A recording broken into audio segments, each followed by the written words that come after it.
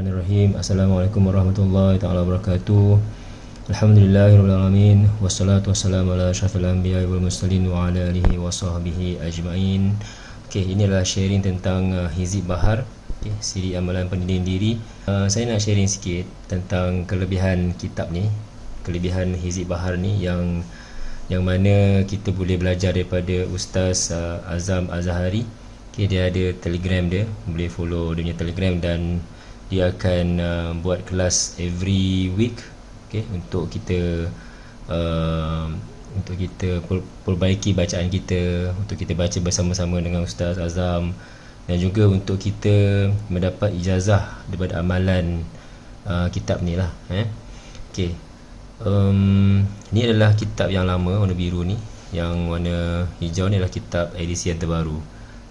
So harga dia pun murah je. Saya rasa dalam berapa ringgit saja. Mungkin RM10, saya tak sure, tak ingat dah lama saya beli dengan dia. Apa yang saya nak highlight kat sini, ini adalah Hizib Bahar daripada Imam Abu Hasan Ash-Shazili, yang diterjemahkan oleh Ustaz Azam Azhari. So kita akan mengikuti kelas Ustaz Azam ni lah nanti, setiap minggu. Mungkin hari Khamis ataupun hari Jumaat, macam tu lah. Alright. Ustaz Azam juga dia akan guide kita, macam mana nak buat bacaan ni, dia punya tata tertib dia punya amalan tu nak buat pada waktu bila kan, sebaik-baiknya pada waktu asar, dia punya kaedah-kaedah bacaan dia, and then dia akan buat live bacaan untuk kita ikut, dan sebagainya lah. Dan saya nak highlight kat sini tentang kegunaannya kalau kita nak travelling, atau kalau kita nak pergi ke mana-mana, kita bawa satu hizib ni, satu Hizib Bahar ni, satu kitab ni, untuk kita travelling ke mana-mana lah. Saya beli 3 ni sebab saya beli lebih sikit lah. Warna biru, warna hijau, yang lama, yang baru, dan juga ada lebih-lebih saya beli lah sebab harga pun murah je. Saya nak kongsikan dia punya isi kandungan dalam ni lah. Pertama-tamanya saya nak beritahu yang ini adalah hak cipta terpelihara. Dia tidak boleh dicetak ataupun diterbitkan tanpa mana-mana keizinan lah. Alright. Kita buka yang pertama ni. Kita nak beritahu kat sini, hizib ni adalah kelebihan dia. Kelebihan dia dapat untuk kita mengingati Allah, kita dekatkan diri kita, melindungi diri kita pada kejahatan manusia dan jin. Kalau kita pergi ke mana-mana tu, daripada kejahatan manusia dan jin tu, insya-Allah dia akan dilindungi. Kita dapat lindungi diri kita daripada malapetaka, bencana. Kalau kita pergi mana-mana tempat, contohnya kita camping dekat sungai ke apa-apa kan, ke kepala air ke, dan mana-mana bencana tu, insya-Allah akan dilindungi.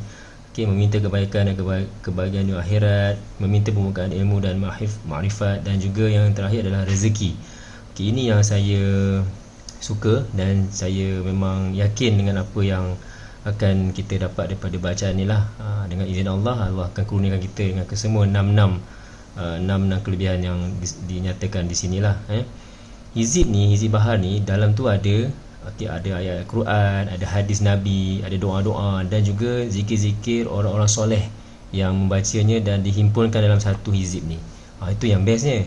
Dia ayat Al-Quran pun ada, hadis Nabi ada, yang kita baca hadis. Kalau siapa yang peminat hadis, membaca hadis tu, tu pun ada juga. So dalam masa satu hari kita dapat baca Al-Quran, kita dapat baca hadis, kita dapat baca doa, dan kita dapat juga berzikir. Nampak tak? 4 dalam 1 yang berada dalam satu buku hizib ni. And then apa lagi yang saya nak highlight adalah dia punya isi kandungan dia pun tak banyak sangat pun. Kita baca dalam 15 minit macam tu. Kalau laju sikit dapat 10 minit ataupun mungkin 20 minit kan. Kita boleh baca lah. So kita akan sebelum tu kita nak beritahu fadilat Hizib Bahar ni.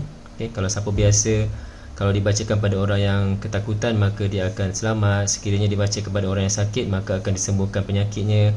Kalau dibacakan pada orang yang dizalimi, maka akan hilang kesusahan. Dibacakan pada satu tempat, maka tempat itu akan selamat dan perkara-perkara yang tidak baik. Tempat yang selamat, tempat itu akan selamat dan daripada perkara-perkara yang tidak baik. Ini yang kita nak ni kalau kita travelling. Dan nombor 4, fadilat nombor 4 ni memang kita nak fokuskan kat situ lah. Kita akan buat bacaan daripada muka surat 18 ni sehinggalah muka surat 28.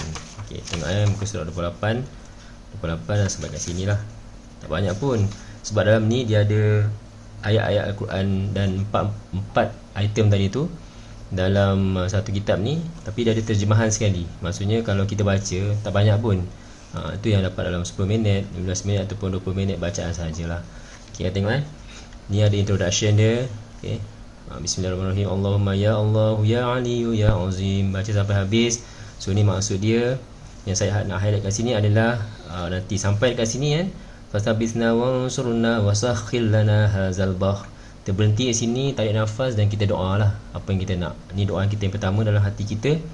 Okay, yang kedua doa kat sini, wasakhil lana kulla bahr. Kita berhenti, tarik nafas, doa. Masa doa tu nafas tidak akan dilepaskan. Tarik nafas, tahan, doa lah. Dan yang ketiga sini, wabahrid dunya wabahril akhirah. Ini doa yang ketiga. Kita baca ni, kita berhenti, kita tarik nafas, kita doa. Ketika doa tu nafas tidak akan dilepaskan. Tahan nafas. Lepas doa dalam hati, baru kita lepaskan kita punya nafas lah. Ada 3 tempat doa kat sini ni. Dan situ nanti kita akan doa 3 doa yang berlainan lah. Yang terbaik adalah kita doakan untuk orang lain. Kemudian kita doakan untuk diri kita sendiri. Okay, itu yang terbaik lah. Okay. So ini contoh-contoh ayat Al-Quran daripada surah Maryam. Okay. Kaf ha ya ain sad. Baca 3 kali. Ini adalah ayat ni memang superb lah. Alhamdulillah, memang bagus ayat ni. Mana-mana pun kalau pergi mana-mana tempat-tempat perubatan, dia akan highlightkan ayat ni dan dia akan baca. Pengamal-pengamal perubatan akan baca ayat ni lah. So dekat situlah nanti ada makna-makna bantulah kami, berilah kami rahmat, ampunilah kami dan sebagainya. Ini pula bagian rezeki. Warhamna fa innaka khairur rahimin warzuqna fa innaka khairur raziqin wahdina wa najina minal qaumil zalimin. Ini bagian rezeki. Okay, ini angin baik, khazanah-khazanah rahmatmu semua tu. Okay, ini pula okey, untuk urusan kami, ni yang untuk urusan kami ni, ini penting. Urusan kami keselamatan, keselamatan tu yang kita nak. Okey, dalam perjalanan kami, musuh kami, ini semua penting. Untuk travelling ni sangat penting. Okey, ini semua adalah ayat Quran. Dia ada selitkan sini bacaan Al-Quran ayat Yasin. Ini memang surah Yasin yang pertama tu memang bagus.